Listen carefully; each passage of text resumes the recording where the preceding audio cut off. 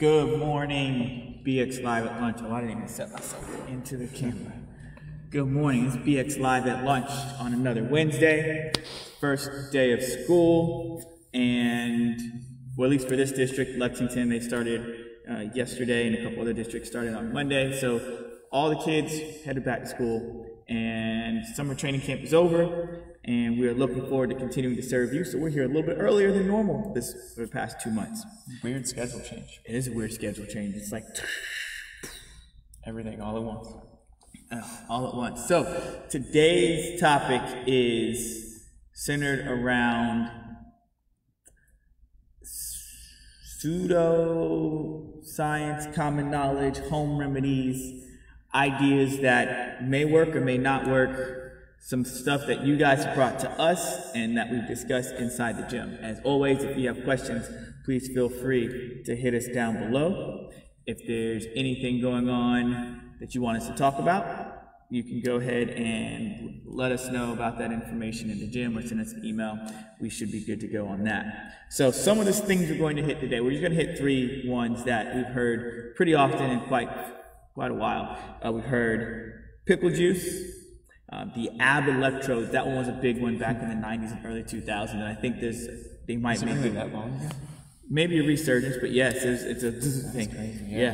And then Epsom salt. So we're going to talk about all 3 of those concepts, which are funny. We may even hit the shake weight and some of that too. But you know, a lot of those things that you see on the infomercials that you normally 1995, 3 easy payments. 3 easy payments. 1995. So yeah. All right, pickle juice. That's one that's fairly common around these here parts. Yeah, I did that on purpose. So it has been used in the past that pickle juice, or been said in the past that pickle juice can be used to minimize cramping, stop cramping, or rehydrate the body, much like water or Gatorade or something to that effect, or better than water might do, depending upon the intensity of your session of sweat. So we went on a journey to figure out if this is true. Thankfully, we did not have to put this to an actual test. All we had to do was read other observations and studies. And if you have any questions about those studies or observations, let us know. We will post those or send those to you. We love the conversation. So, pickle juice, myth or reality? Or as Brian would like to say, player please. Is it truth or player please is what Brian need a soundboard. Play, please. No, but real. So it's stuck in the middle, in my opinion. It's not so much a myth that it works, because there's been plenty of studies on it that say that there's something that happens to the body when pickle juice is inserted that helps to diminish the effects of cramping. But there's not enough scientific data to say that it helps with hydration or increases the amount of whatever electrolytes are missing that may cause cramping or that discomfort. It's just one of those weird ones, like they say that it works, but they're kind of mixed on how it works. They don't really know. They're kind of just guessing, it seems like, from what we read. And I'm not a pickle person, so like the hydration thing to me is weird, because isn't it like super salty tasting? Yes. So the hydration thing, as far as the pickle juice goes, there's sodium, and sodium is one of those nutrients or minerals or elements that your body naturally gets rid of during sweat and other activities. So having sodium replaced in your body, other electrolytes placed in your body, or replaced in your body after your sweat session is usually much more beneficial than just sipping water. Not saying sipping water is not beneficial, it's definitely great for you. And if you have the time, make sure you drink water all day. But if you're outside in a day of South Carolina where it's between 89 and 109 degrees, but you're still called out to play or do whatever sport or activity you're supposed to do, having that extra sport drink should be helpful. Right, so the way that they kind of posit how it works, and again, this isn't like proven, they haven't proven it, but they propose that the taste of it and the acid in it is actually chemically stimulates a reflex in the back of the throat. And that reflex, they say, has been shown to decrease the activity in the alpha motor neurons, which causes muscle relaxation, which kind of mitigates the cramping effect. They say you don't even have to swallow. You just swish it around. Yeah. So if you just have random pickle juice and you're cramping, and you just toss that pickle juice in, give it a little swish, give it a little spit, you should be good to go. So the next question is, whether it's somewhere between fake and real, there is some evidence that suggests that it can be used. Do we say that that's the primary way in which you should hydrate your body and minimize cramping? The answer to that is no. Yeah. The other thing they also say is, because some of these that we went down the list and talked about with fads and home remedies are just placebo effect, they did actually say that the research suggests that it does work better than a placebo effect, so it's not one of those things that's just in your head. Right, so this is, it's not a placebo effect where there's an actual method in which the pickle juice works. We just don't know how to define it or describe it yet. And the back of the throat studies are what the closest theory they've come to. So one of the great fitness unknowns. Maybe one day you'd have thought, like in the last 40 to 50 years, that fitness has been studied at this level, that there'd be some other form of information. But one of our resident scientists, Shane Barlow, gives us a little statement. He says, those studies are difficult to design. We don't know what actually causes cramp, so it's difficult to model it with the physiological side of it. So that makes sense, and Shane is one that we would definitely give credit to in knowing and understanding what research is supposed to look like. And that makes sense, because we don't know what causes cramp specifically. So I'm trying to find a full reason or understanding what actually would be the cause of pickle juice to work is not necessarily something we can find without a cause. Right now, essentially, just trying to, this looks like it works. Make sure you stay hydrated, make sure you eat well, sleep well, rest well. Cramps seem to be minimized when you do all those things well. Yeah, if it works for you, keep doing it. And the other one are ab electrodes. You know those things that you buy off the infomercials where they zap you? And so this to me is wild, because I feel like, but you said it started what, in like the early 2000s? So I think there's been a recent resurgence if it did. But to me, it's like the progression of people really don't want to put in the work to get that six-pack. So it went to 10-minute abs. You only have to do this for 10 minutes. And then it went from 10-minute abs to you don't even have to do anything. You just put this on your stomach. Here you go. Well, technically, I actually think it's a little bit before that. So there is, if you go to the physical therapist, many of you have been to a physical therapist and you've seen the e-stim machine.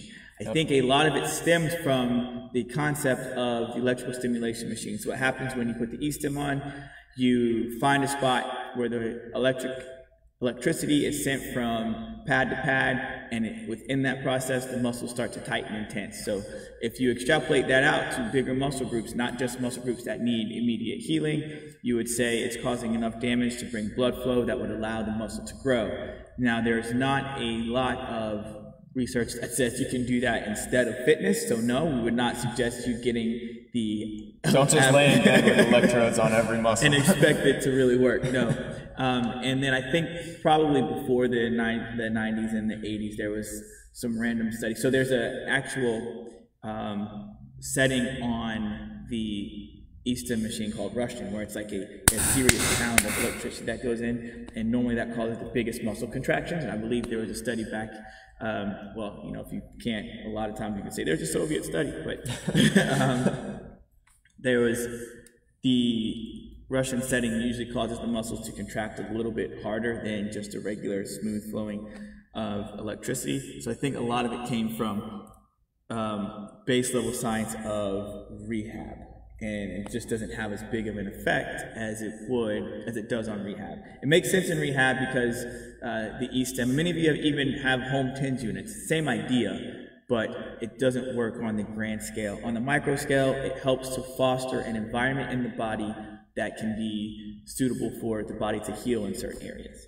Right. Makes sense in that regard. In the regard of just using it to get more tone and stuff, it doesn't really make sense to me. Because you're not building any mind-muscle connection. You're not like building how to use your body at the same time. You're just flexing and contracting it. Yep. So that's one. So if you need the ab electrodes to wear the belt around your body, no, it does not work. That's a no. So in the fact or fiction version of ab electrodes or the stomach belts that have the electricity flowing through them, that's a waste of your time. It is a big playa please. Yeah, please.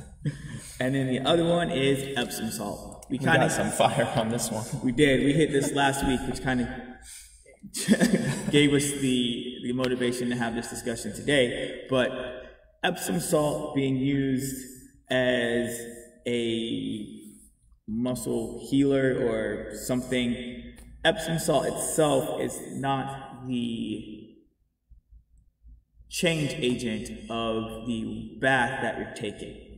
Now, does Epsom salt have some effect on the body? Yes, and maybe that the minerals that Epsom salt is made of sink into the body, and they may prepare the body for healing a little bit better. But most of the body's reaction to the Epsom salt bath is usually the temperature of the bath and the mentality that you're going in there to relax and set your body right and give your body something refreshing to move forward from.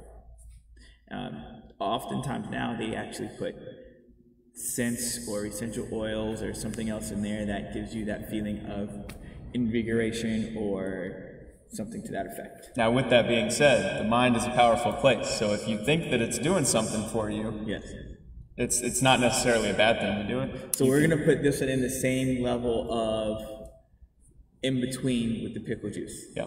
So they're not bad things to do. They're not going to hurt you in any way. And if they have the power to help you, definitely do them. But there's not a lot of studies that suggest that they have a powerful effect on your rehabilitation. So definitely take some time, and if you use it, don't stop using it. Yeah, if you swear by it, just keep going. Yeah, it's not keep on do moving. any Keep harm on to moving. you. If you don't use it, it's not the end-all be-all of what the next step of exercise physiology is going to call for. We're not calling on pickle juice and Epsom salt, but they're definitely really good home remedies.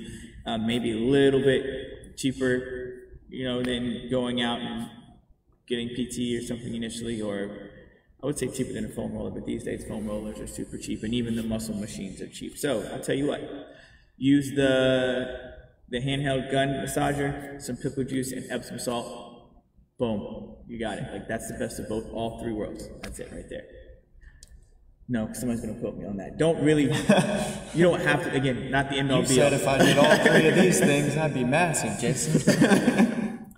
Got you, right? So if you did the ab electrodes, and your muscles broke down enough, then you could drink the pickle juice to make sure you didn't cramp during the ab electrodes. Sit in the Epsom. Just swish it around. You don't have to drink it. Swish it around and spit it out while you're sitting in the Epsom salt bath, relaxing to make sure your muscles have enough relaxation to grow. And then bada boom, bada bing, you massage it out.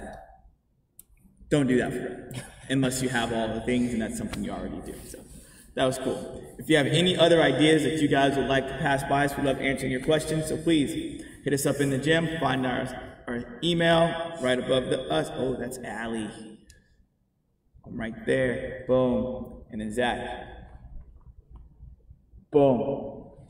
Right there. So you can still email Allie or tag Allie and let her know you miss her. She loves to hear from you guys. And yeah, she seems to be doing well. She said it's new to her, but going well. Hashtag Team Allie. Hashtag Team Allie. And if you get a chance to go watch, her first game is August 25th at home at Columbia International University. I think it's at 7 p.m. So yeah, go watch those Rams play. Good stuff. We thank you guys for watching this week's Live at Lunch. Tune in next week as we discuss, we're not sure yet. We'll just answer your questions as they come. It is a surprise. Thank you guys again for watching Live at Lunch. See y'all.